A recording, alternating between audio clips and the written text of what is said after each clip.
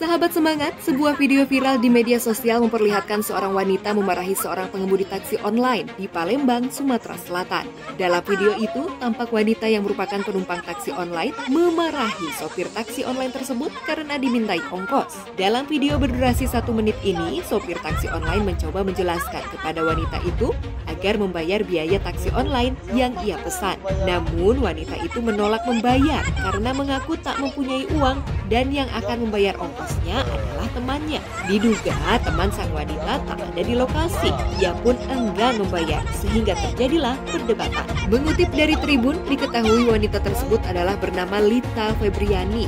Saat dikonfirmasi Tribun, dia tidak menyangka keributan yang terjadi antara dirinya dan seorang sopir taksi online menjadi viral di media sosial. Lita menjelaskan perdebatan antara dia dan sopir taksi online berawal saat dia hendak ke rumah temannya di daerah Celentang. Saat hendak pulang, dia naik angkot ke arah salah satu restoran agar ongkos taksi online lebih murah. Kemudian dia memesan taksi online dan minta untuk diantarkan ke rumah neneknya untuk meminta uang. Namun saat tiba di sana, ternyata sang nenek sedang tidak ada di rumah. Kemudian Lita meminta agar sopir taksi online tersebut kembali mengantarnya ke arah lain. Namun permintaan tersebut ditolak dan kemudian perdebatan di antara keduanya tak dapat dihindari. Perdebatan itu berujung pada perginya sopir taksi online tanpa menerima uang ongkosnya. Akibat video viral itu, hujatan terus diterima Lita dari berbagai komentar negatif yang ditujukan padanya. Ia merasa itu adalah pencemaran nama baik. Mungkin ya, sahabat semangat, sopir yang merekam sampai viral ini terbawa suasana hingga membuatnya kesal. Iyalah. Iya, jadi cak mana kau tuh? Cak mana kan mbak yang mesen, mbak yang harus bayar lah. Cak mana mbak ini?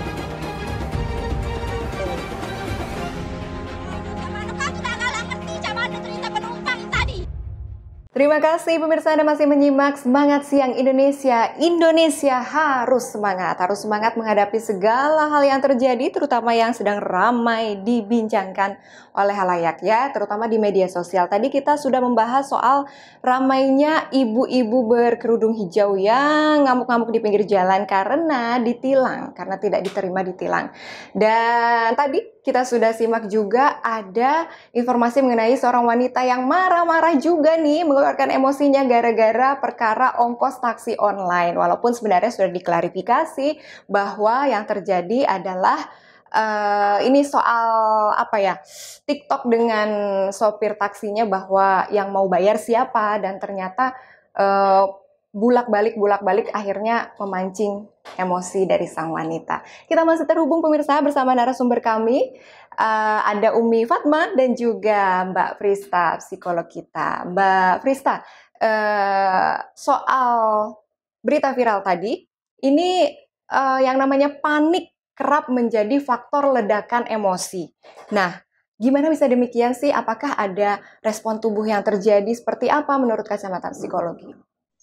Oke, kalau misalnya panik ini jadi faktor emosi, kita perlu paham bahwa panik itu juga emosi, gitu. Panik itu macam-macam emosi, jadi bukan panik, jadi emosi, gitu. Nah, sebenarnya seperti yang sudah dijelaskan sebelumnya, misalnya ketika kita sedang merasakan emosi yang positif, tindakannya mengikuti juga positif.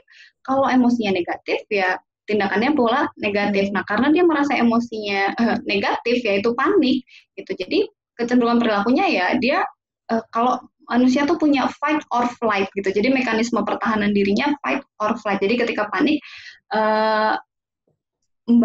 yang marah-marah itu menggunakan alasan paniknya untuk berbuat suatu tindakan yang merugikan, dan saya rasa itu adalah pembelaan egonya gitu. Ya, bila memang sedang marah dan tidak tahu apa yang sedang dilakukan saat marah, hal ini berkaitan dengan kontrol diri terhadap norma diri sendiri dan norma yang berlaku di sekitar kita. Jadi kalau hubungannya antara fisiologis apa sih yang terjadi gitu dalam diri kita ketika kita panik gitu, ya sebenarnya memang saling berkaitan, saling mempengaruhi. Fisiologis bisa mempengaruhi psikologis, begitu juga psikologis bisa mempengaruhi psikologisnya, psikologis mempengaruhi fisiologisnya gitu.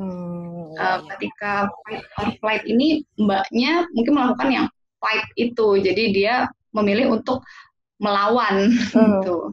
Ya, kita ke ustazah kita Umi Fatmah. Umi, menurut kisah gitu ya. Kalau kita sebagai muslimah kan harus berkaca kepada sejarah. Menurut kisah tauladan Rasulullah SAW itu ada nggak sih bagaimana contoh-contoh muslimah harus bersikap menghadapi yang namanya panik, emosi dan lain-lain seperti itu? Ada nggak Ustazah? Pernah terjadi loh. Jadi dalam kisah misalnya pada saat Rasulullah pada saat Rasulullah berada di perjanjian Hudaybiyah misalnya ya, ketika itu Nabi tidak boleh masuk ke Mekah, ya kan? Ketika Nabi tidak boleh masuk ke Mekah, maka yang dilakukan oleh Rasulullah adalah menyepakati hari itu, saat itu kita nggak masuk ke Mekah. Sahabat marah semuanya. Marah kenapa? Karena Nabi menandatangani sebuah perjanjian yang menyatakan bahwa dirinya itu Muhammad, bukan Rasul. Karena orang-orang Quraisy tidak mau mengakui Rasul, gitu kan? Ya nggak apa-apa, tanda tangan, tapi atas nama Muhammad bin Abdullah. Para sahabat marah, gitu. Tapi kemudian apa yang dilakukan Rasulullah? Ketika para sahabat nggak nurut, gitu. Ketika disuruh potong rambut, nggak mau. Disuruh potong hewan kurban, nggak mau, gitu kan? Yang dilakukan Rasulullah adalah saran dari seorang istrinya yang luar biasa. Beliau bilang, wahai Rasul, keluarlah, lakukanlah potong rambut, lakukanlah potong kurban tanpa berkata apa-apa. Ya, jadi kalau yang ibu tahu dalam ilmu pendidikan itu disebut dengan no mind. Ya, di mana kita melakukan yang seharusnya kita lakukan. Kita ke Mbak Frista lagi. Mbak Frista, kita ngomongin soal karakter nih. Karakter digadang-gadang sebagai mengkambing hitamkan. Orang-orang tuh mengkambing hitamkan yang namanya karakter. Itu mah memang karakternya kayak gitu, pantas aja marah-marah. Bisa nggak seperti itu, Mbak Frista? Oke, sebenarnya karakter itu adalah kualitas unik dari individu, termasuk di dalamnya atribut seperti temperamen, fisik, dan intelijensi gitu. Jadi karakter ini bisa saja mendasari seseorang mengambil sikap tertentu terhadap situasi tertentu.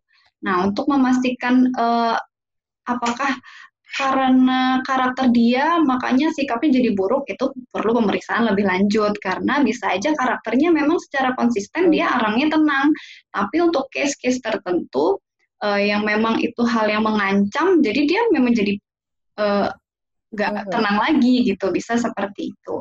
Tapi kecenderungannya memang karakter ini mempengaruhi sikap dan perilaku seseorang, bagaimana dia temperamen, apakah dia responsif atau reaktif, itu kan berbeda gitu.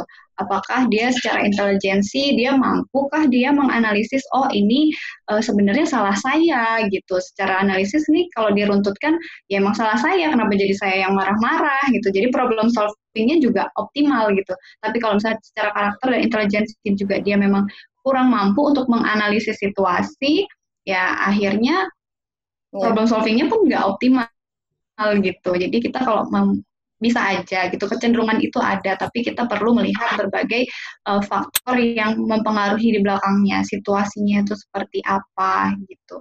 Jadi ketika memahami kondisi itu, kita benar-benar mempertimbangkan berbagai hal sebelum mengkambing hitamkan karakter aja gitu, karena banyak sekali yang mempengaruhi sikap seseorang. Kita masih punya video viral lainnya pemirsa, tapi kita akan bahas masih bersama dengan Umi Fatma dan juga Mbak Frista usai jeda berikut ya. Tetap di Semangat Siang Indonesia, Indonesia harus semangat.